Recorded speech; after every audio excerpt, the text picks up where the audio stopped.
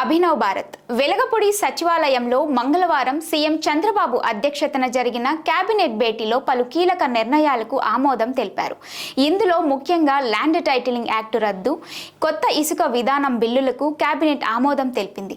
దీంతో కొత్త ఇసుక పాలసీపై ప్రభుత్వం త్వరలో విధి విధానాలను రూపొందించనుంది. పౌర సరఫరాల శాఖ 2,000 కోట్ల రుణం తీసుకునేందుకు, దానికి ప్రభుత్వ గ్యారంటీ ఇచ్చేందుకు సైతం మంత్రివర్గం ఆమోదం తెలిపింది. రైతుల నుంచి ధాన్యం కొనుగోలు నిమిత్తం ఎన్సీడీసీ నుంచి 3,200 కోట్ల రుణానికి కేబినెట్ ఆమోదం తెలిపింది. పంటల బీమా పథకానికి ప్రీమియం చెల్లింపుపై మంత్రిమండలి చర్చించింది.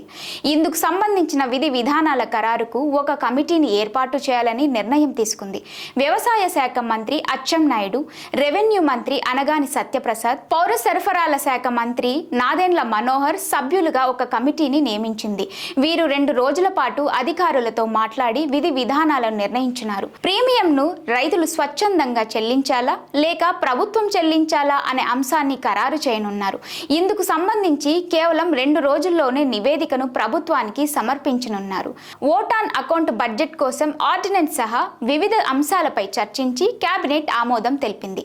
గత ప్రభుత్వ హయాంలో ప్రవేశపెట్టిన ఓట్ ఆన్ అకౌంట్ బడ్జెట్ గడువు జూలై నెలాఖరుతో ముగియనుంది. దీంతో ఆగస్టు 1వ తేదీ నుంచి 2 నెలలకు ఈ బడ్జెట్ పొడిగింపు ఆర్డినెన్స్ కు కేబినెట్ ఆమోదం తెలిపింది. మరోవైపు గత ప్రభుత్వ అక్రమాలపై విచారణలకు సంబంధించి కూడా కేబినెట్ లో చర్చించినట్టు సమాచారం. భూ కబ్జాల నిరోధానికి ల్యాండ్ గ్రాబింగ్ ప్రివెన్షన్ యాక్ట్ ను తీసుకువచ్చే అంశంపై కూడా చర్చ జరిగినట్లు వార్తలొచ్చాయి. ఇక అసెంబ్లీ సమావేశాల నిర్వహణపైన రాష్ట్ర కేబినెట్ లో నిర్ణయం తీసుకున్నారు. ఈ నెల 22 నుంచి శాసనసభ సమావేశాలు నిర్వహించాలని, ప్రభుత్వం విడుదల చేసిన శ్వేత పత్రాలపై కూడా సభలో చర్చించాలని ప్రభుత్వం యోచిస్తుంది. ఇన్ని విషయాలు చర్చించిన కేబినెట్లు 6 గ్యారంటీలు, వాటి అమలుపై కూడా చర్చిస్తే బాగుండేదన్న వాదన కూడా వినిపిస్తోంది. ఉచితంగా ఇస్తామన్న 3 గ్యాస్ సిలిండర్లు ఎప్పటి నుంచి ఇస్తారు?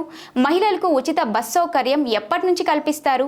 ఇటువంటి విషయాలపై కూడా కేబినెట్లో చర్చించి ఒక నిర్ణయం తీసుకుంటే బాగుండనే అభిప్రాయం ప్రజల నుంచి వ్యక్తమవుతోంది. నాయకులారా, మీ పనితనం మీ అధినాయకులకు తెలియజేయాలనుకుంటున్నారు. ప్రజలారా, మీ సమస్యలను మీ నాయకులకు తెలియజేయాలనుకుంటున్నారు. ప్రజా సమస్యల పరిష్కార వేదిక మీ అభినవ్ భారత్.